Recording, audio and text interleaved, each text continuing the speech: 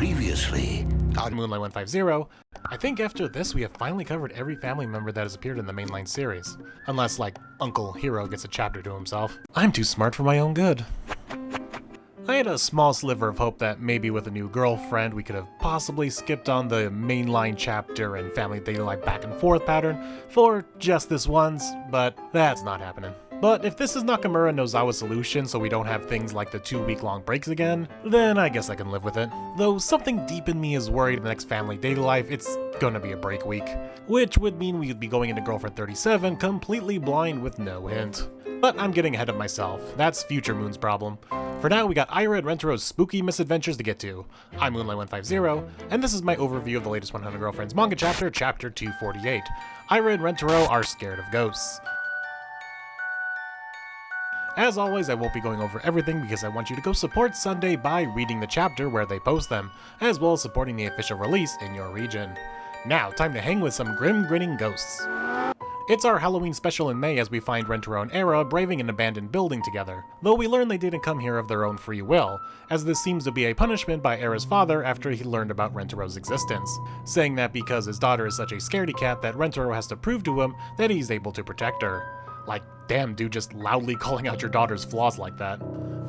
So now, between this, Momoha's parents, that Meimei bonus chapter, Shizuka's mom, and Karane's family, I think it's safe to assume that the majority of Rentero's girlfriends don't tell their parents they are dating someone, let alone about the polycule. And I say majority because there are a few exceptions. Kusuri clearly told her parents because they knew of not only Rentero, but the Rentero family when they first met him. This isn't surprising though, as Kusuri seems to be one of the few who are really into the whole Rentero family polycule thing, and is proud to participate in it. Though we only met Yamamei's aunt and uncle, they weren't surprised to hear that Yamamei was dating someone, so she clearly told her family. Don't know if they know about the polycule though. Chio we know was set up with Rentero by Uncle Hero, so he knows of and accepts the family.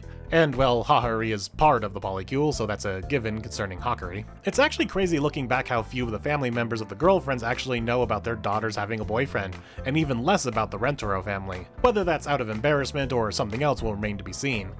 At least Momoha had a good reason, and I assume it's the same for all the other older than high school aged girlfriends. Like, I can at least understand not blabbing about the polycule you're a part of. The whole Kusuri and Kishka chapter gave us a good glimpse into how that turns out. But at least not mentioning to your family that you're seeing someone does seem odd. Actually, as I'm writing this and seeing how Era's dad reacted, maybe I understand. Back to the chapter though. To prove to Era's dad that Rentero will always be there to protect the scaredy cat Era from everything that she can't take out with a physical strike, he sets them up with his own version of a test of courage by finding a treasure he hid in the aforementioned abandoned building while protecting Era. Protecting Era from what though? By a haunted house of his own creation with ghostly jump scares to boot. Because that's what any normal father does to prove your daughter's boyfriend is a good man and protector, right? I'm your daddy, I've never hurt you. Spending your weekend creating a haunted house to try to prove your daughter's boyfriend is a fraud. Just normal dad things, right? Though during the time it took Era's dad to make the haunted house of the abandoned building from his associate, Rentero spent that time learning ghost hunting techniques. Ooh, did he watch Dark Gathering? Ghost Adventures? Supernatural? No, he just sped ran all of the Luigi's Mansion games apparently as Rentero whips out his handy dandy hand vacuum. Next you're gonna be telling me he brought some power pellets too that he borrowed from Pac-Man. But this seemed to be the right call since all of the ghosts in this Test of Courage haunted house are just props. The Dirt Devil works just fine in taking care of all the ghastly pieces of cloth, to the dismay of Era's father. Damn, I spent all weekend drawing faces on those pieces of cloth and they're being beaten by a hand vacuum! After sucking up a few more cloth ghosts, this next one doesn't appear to be getting sucked up like the rest. And after an insult to Rentero's illustrious eyebrows, it turns out that this one is actually real. Which, not surprisingly, freaks Rentero out, and he moves on without telling Era that it was real, and that it was really just another piece of cloth. Which leads Rentero to having a mild panic attack of what he should do now that there are actual ghosts involved. And what do you do when you're scared out of your mind? You sing your own theme songs, of course.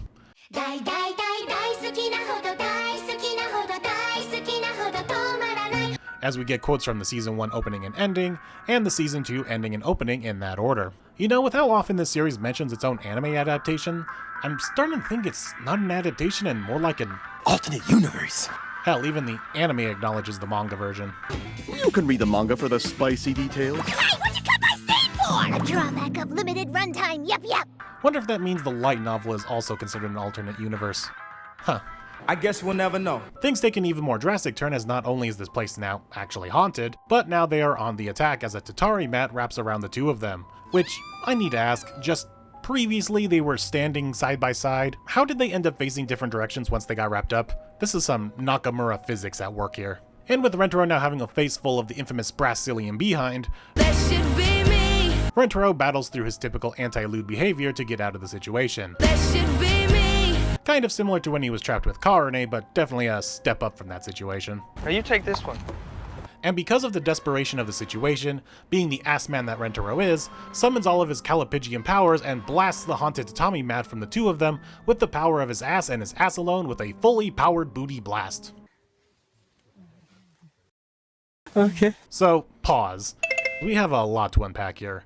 First, let's congratulate Rentaro for fighting back against his typical flustering of doing anything mildly lewd with his girlfriends, and just powered through them to get him and Ira out of their situation. That should be me. Secondly, we now have confirmation that Rentaro is caked the fuck up and he knows it. Which one of his girlfriends told him that he has a nice ass?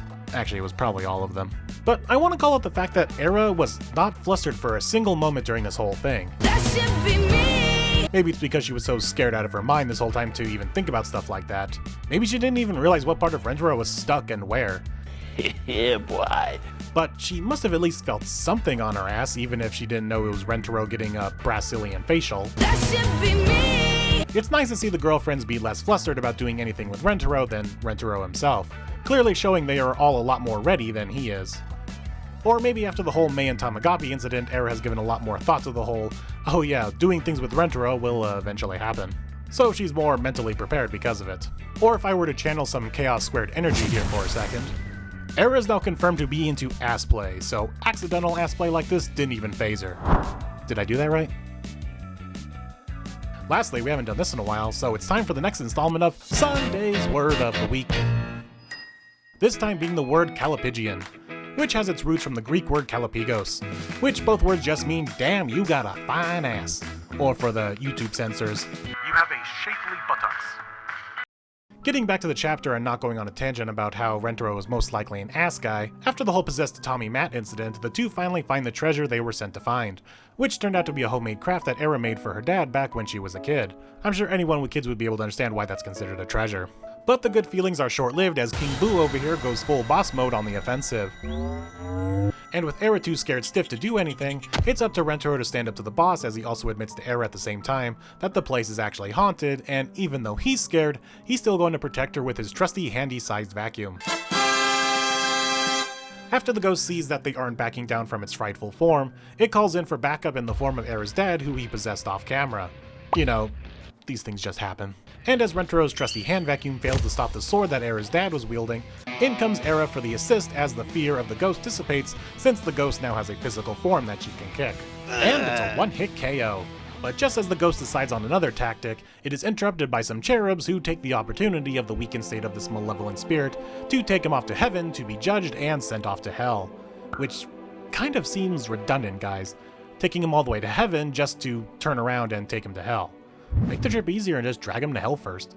Oh well, what do I know about the afterlife's judicial regulations and policies? Hey yo, what the Rentaro was then upset at himself that he wasn't able to protect Era, and that she had to in turn protect him instead, kind of reminiscing on how they first met. But Era refutes that in saying that because he kept the secret that the place was actually haunted, he was indeed protecting her because she would have been too petrified to do anything if she learned the place was haunted any earlier. And they both agree that they both protected each other equally, and do some makeup kissing that gives us the latest edition of the post-kiss collection. On to the review itself. I like this chapter quite a lot, actually. Did it really develop anything or give us anything new? Not really. But it also didn't take the Flanderization of something like Era being a scaredy cat to an extreme for the sake of comedy. For the first time in this series, she was afraid of something that is worth being scared of. What's even better is that after the first incident with the cloth ghost, her fear was lessened. Sure, she was still scared of being in this dark, dilapidated building that probably could have collapsed at any second, but she seemed like she was more annoyed at the lengths her dad went to with all the fake ghosts and making them do this quest more than being scared. So it was nice to see Era's negative quirk be justified and even a little overcome for a short minute instead of just the usual. Alongside that, I think Rentaro is the one that really came out on top development-wise. Not for any kind of new development, but showing how much he has changed slowly over the series, kind of like how I mentioned back in the last Flirty Daily Life. Booty blast flustering aside, since I already talked about that, Rentaro forced himself to overcome his fears of ghosts for the sake of his girlfriend's mental well-being, as we see here that Era confirms that ghosts freak him out too. Now, whether that's something he's always had, or it's leftover PTSD from the whole yokai incident, I don't know. But the part I want to talk about is the fact that Rentaro, in the heat of battle against the ghost, came clean about keeping the truth from Era about the place being haunted. He apologizes for keeping that from her instead of just building layers of lies trying to keep the truth from her. I think Rentaro of the past would concoct lie after lie trying to keep the truth from Era, instead of admitting that he originally lied and that the ghost was real. On top of that, I want to give Nakamura credit for handling the characterization of Era. I think with a lot of women in media, especially media like manga and anime, the trope would have been that Era would be offended to be lied to once the truth came out, and do the whole shtick of, I'm your girlfriend, you need to trust me, believe in me, you should have told me the truth at the beginning, etc. But here she's grateful that he hid the truth from her as long as he did because she knows herself so well that, like she said, she would have been uselessly scared stiff if she was told the place was actually haunted. This may have been a writing flex on Nakamura's part, showing that he's thought about these characters so much that he wanted to show that someone like Era would go against the trope because being scared is so integral to her character. That it would have been so unlike her to say things like, you need to believe in me more because I wouldn't be scared. No, she's fully accepted how much of a scaredy cat she is. It's one of the biggest strengths of this series is that all of the girlfriends are fully self-aware of their faults. Sure, Karane likes to say she isn't a tsundere, but she knows the truth. Same thing can be applied to all the girlfriends. It's very much the Nakamura special to take a trope and then go against it.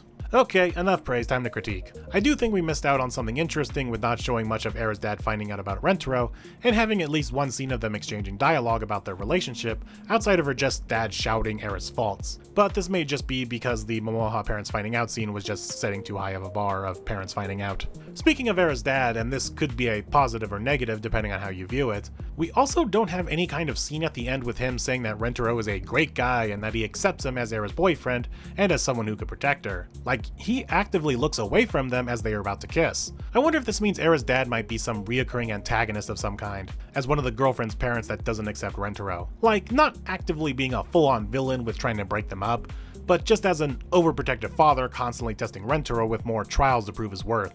That could be a fun change of pace since most parents seem to like him once they meet. Era's dad and Kasuri's dad would probably get along in not liking Rentaro. Lastly, for just one quick other negative, I don't understand why the ghost was so attached to this homemade necklace thing. The ghost kept claiming it belongs to this place and that Rentaro needs to put it back. Originally I was upset at Era's dad saying that, if this was some important treasure to you, why did you leave it in this abandoned building? But then I read here that Era's dad hid it as part of the trial, so he just put it there as he was setting up the haunted house over the weekend. So really, this is just the ghost of a hoarder who claims anything that came in his vicinity. Guess that explains why he's still haunting the place, he just can't let go of anything. Also, I love the lore continuity from Kasuri's Sirius arc, that cherubs are the one that takes spirits off to the afterlife in this universe, but that's what's funny to think about. This spirit was too strong for them to normally take him away until he was weakened. Yet in the Kasuri arc, Rentaro was taking away with no fighting back, at least from what we saw. What does that say about Rentaro's will and spirit versus this random hoarder ghost? I'm thinking way too much about this. Let's end this before I put any more thought into it. Speaking of the Kasuri Sirius arc, one last quick critique. Much like that chapter where we had that emotional scene that was hard cut to the next, this chapter has a similar problem, with the whole wrapped in a mat thing and as soon as they break out, it cuts right to them finding the treasure. I think at least one moment to reflect on what just occurred and the compromising position they found themselves in for the first time in their relationship should have at least lasted just a panel or two more, even if it was just an awkward chuckle or two. Like, some kind of conversation should have occurred. But that felt more like the victim of the 20-page limit and ended up getting cut. Probably suffered the same fate as the scene with Era's dad confrontation upon learning Era has a boyfriend. Or is this just Nakamura's writing with the hard cuts? I guess we'll never know. And that will do it for Kokue's volume, as the next mainline chapter will be introducing Girlfriend 37 at long last. And yes, viewers, I'm still itchy. Ah! But like I said at the beginning of the video, we have another spin-off chapter to get through first, with Uncle Hiro and his heart-throbbing story. I bet it's about how he met Shiri. Though let's place bets down in the comments if we also learn how she died. I've been Moonlight150, and be sure to like, comment, and subscribe to show your hype for Girlfriend 37 coming very soon. I'll see you all then. The best times out alone.